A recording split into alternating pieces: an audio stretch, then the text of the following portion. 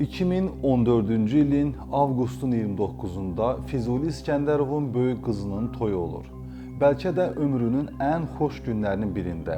Qızının toyundan cəmi 3 gün sonra sentyabrın 1-i əvvəllər dövlət xidmətinin rəis müavini vəzifəsində olan, sonradan biznes fəaliyyətinə məşğul olan Füzuli İskəndərovun meyidi Bakıda Babək prospektində yerləşən öz evinin 1-ci mərtəbəsindəki maşınının qarajında, elə maşınının yanında amansızcasına öldürülmüş şəkildə tapılır. Xalası oğlu Nazir özü yüksək vəzifədə çalışmış, maddi baxımdan yetərincə imkanları olan Füzuli İskəndərovun ölümü hər kəsi heyrətləndirir. Ona 20-dən çox bıçaq vurmuşdular. Elə ilk gündən müxtəlif versiyalar, müxtəlif iddialar səsləndirilir. Beləcə istintaq gedir, qatil müəyyənləşmir. Xeyli müddət qatil azadlıqda müstəntiqlərin, hüquq mühafizə orqanları əməkdaşlarının gözlərinin içinə baxa-baxa dolaşır. Kələfin ucu tapıldıqca hər kəs növbəti dəfə heyrətə düşür. Qatil elə bir adam idi ki, buna hələ də inanmayanlar var və hələ də heyrətlənənlər var. 12 il əvvəl ölkə mətbuatını silkələyən, öz evində vəhşicəsinə öldürülən Füzuli İskəndərovun dəhşətli cinayət işini və üstü film kimi açılmış həmin qətli təqdim edirik. Bura TV11, adım Sərdar Amindir. Başlayaq. Hadisə 1 sentyabr 2014-cü il səhər saatlarında günün toranlıq vaxtı baş verir. Füzuli İskəndərovun öldürüldüyü an evdə həyat yoldaşı və kiçik qızı olur. Hadisə ilə bağlı öncə Nizami rayon prokurorluğunda cinayət işi açılır. Hadisə yerini müstəntiq müayinə edir və bəlli olur ki, mərhuma ölümündən əvvəl nə az nə çox 20 bıçaq zərbəsi vurulub. Zərbələrdən 3-ü daxilə nüfuz eləsə də, digərləri qismən səthi zərbələr olub. İlkin qənaət bu olur ki, zərbələri endirən şəxs ya çəlimsiz olub, ya da idmanla məşğul olan Füzuli İskəndərov ona aktiv mübarizə göstərib. İstintaqa ifadə verən mərhumun həyat yoldaşı Xalidə İskəndərova və onun 15 yaşlı qızı qeyd edir ki, hadisə anında onlar evdə olub. Səs-küy eşitdikdə qaraja eniblər. Bu zaman əvvəlcə Füzuli İskəndərovun qan içində olduğunu görüblər. Davamında isə təxminən 18-20 yaşlarında bir maskalı gənc əlində bıçaqla onlara hücum edib. Sonra isə silahlı şəxs qızı tutaraq boğazına bıçaq diriyib, onunla mübarizə aparmağa çalışan anaya və qıza zərbə endirməyə çalışıb. Daha sonra silahlı şəxs onları ölümlə hədələyərək evə aparıb və qızıl pulun harda olduğunu soruşub. Xalidə İskəndərova ifadəsində göstərir ki, belə olduqda o qorxudan qızıl və zinət əşyalarını gətirib həmin şəxsə verib. Beləliklə, maskalı şəxs evin giriş qapısından qaçaraq çölə çıxıb gözdən itib. Bunları Xalidə İskəndərova deyirdi və o davam edirdi ki, öldürülən ərinin bacısına həmən zəng edib, 10 dəqiqə sonra bacısı, yəni baldızı öz yoldaşı ilə onlara gəlib. Heç bir həyat əlaməti hiss olunmasa da, onlar Füzuli İskəndərovu yaxınlıqdakı xəstəxanaya aparıblar. Xəstəxanadan isə bildirirlər ki, zərər çəkən artıq həyatda deyil. Qadının və azyaşlı qızın təsvirlərinə uyğun fotorobot hazırlanır. Aidiyyatı üzrə təqdim olunur. İstintaqçılar bu fotorobotla xeyli axtarış aparırlar. Bəlkə də istintaqı yubadan onların yolunu azdıran elə bu cansız robot oldu. Bu haqda az sonra danışacağıq. İstintaqçılar müxtəlif tədbirlər görsə də 4 ay ərzində işlə bağlı xüsusi bir irəliləyiş olmur, cinayət üzrə təqsirli tapılmır. Ölkədə səs-küy doğuran cinayətdə təqsirli şəxsin və ya şəxslərin müəyyən olunmaması ictimaiyyəti narahat edir və 4 ay sonra iş rayon prokurorluğundan alınaraq Bakı şəhər prokurorluğuna verilir və işin istintaqı həmin vaxt istintaq idarəsinin böyük müstəntiqi olan Müşfiq Abbasova həvalə olunur. Yüksək vəzifədə işləməsi, xalası oğlunun nazir olması, eyni zamanda xeyli sayda mülklərinin olması Füzuli İskəndərovun ölümü barədə fərziyyələri müxtəlif yönlərə aparırdı. Əslində ilk baxışdan tamah məqsədi kimi görülən bu hadisə onun vəzifədə olduğu zaman eləmiş ola bildiyi bir haqsızlığa görə qisas məqsədi də daşıya bilərdi. Hətta bu cinayətdə ailə üzvlərinin də əli və xəbərinin olması da istisna olunmurdu. Əslində istintaqın isti izlərini itirdiyini düşünmək olardı. Çünki həmin qanlı hadisədən aylar keçmişdi və prokurorluqda davam etdirən istintaqın daha çox fərziyyələr və ifadələr üzərindən davam edəcəyi düşünülürdü. Lakin müstəntiq bunları eləməklə yanaşı hadisə yerinə yenidən gedir, sözün bütün mənalarında yalnız külü qalan ocaqlara yenidən diqqət etməyə çalışır. Müşfiq Abbasov hadisə günü götürülmüş dəlilləri aylar sonra diqqətdən keçirərkən təbii ki, qan nümunələri ilə də tanış olur. Anlaşılmaz məqamlardan biri bu idi ki, 23 yerdən götürülən qan nümunələrinin 22-si məhz mərhum Füzuli İskəndərova aid idi. Yalnız bir qan nümunəsi isə fərqli şəxsə, mənfi 4 qan qrupuna aid olan bu qan nümunəsi onun ailəsindən və yaxınlarından şübhəli ola biləcək heç kəsin qanına uyğun gəlmirdi.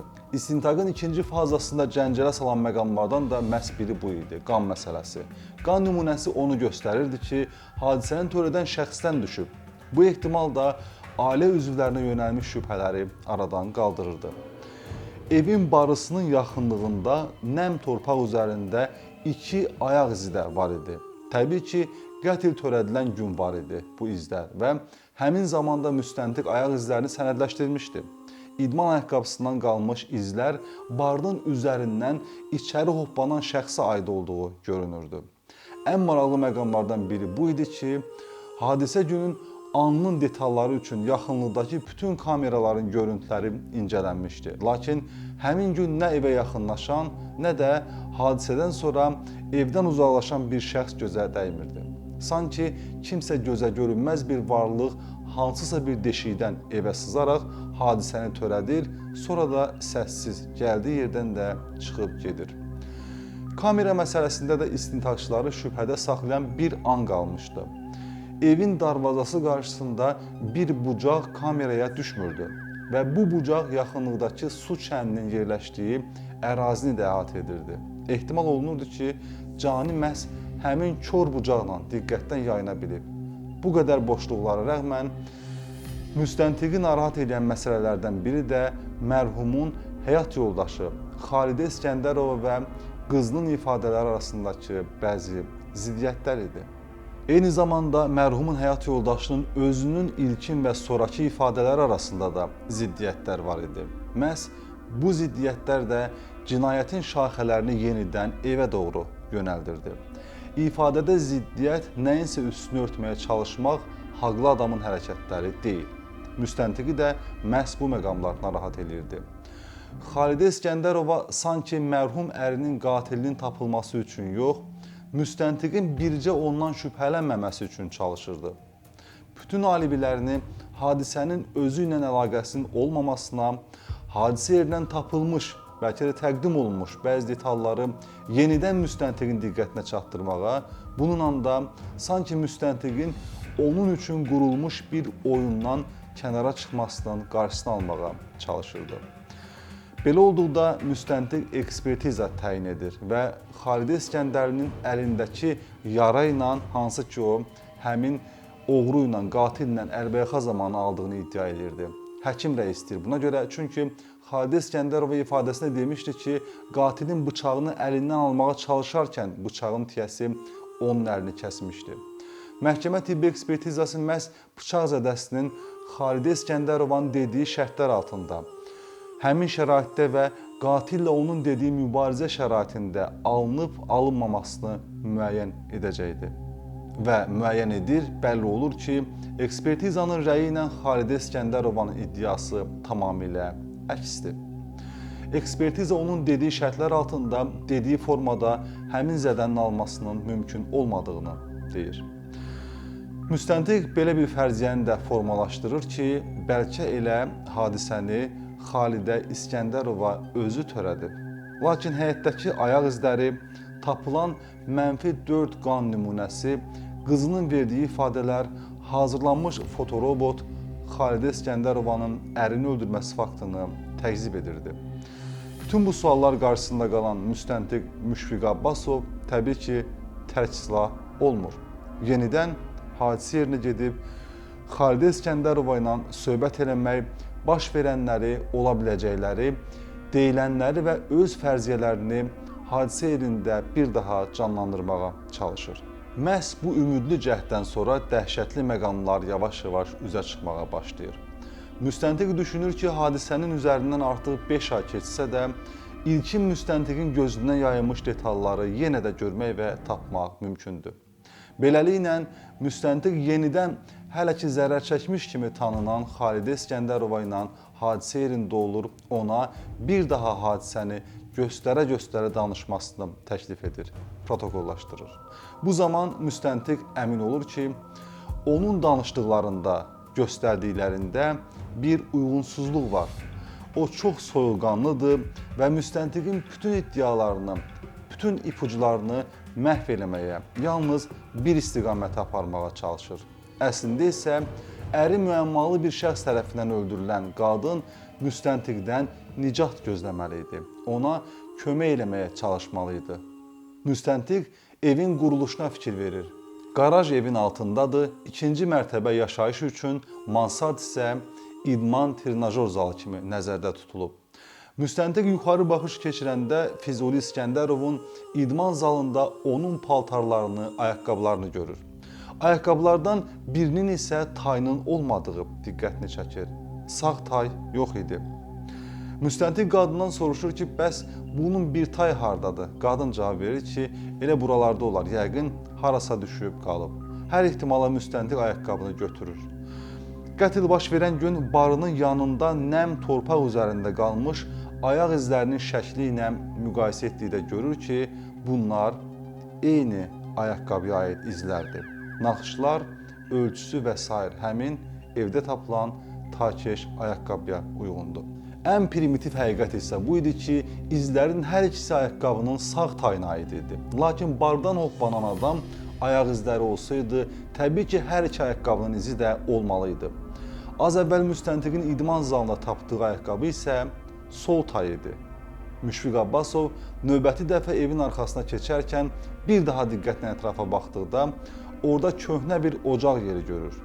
Xalidə İskəndərovadan ocaqla bağlı maraqlandıqda qadın deyir ki, yəqin ki, xəzərləri yandırarkən qurulmuş ocağın yeridir.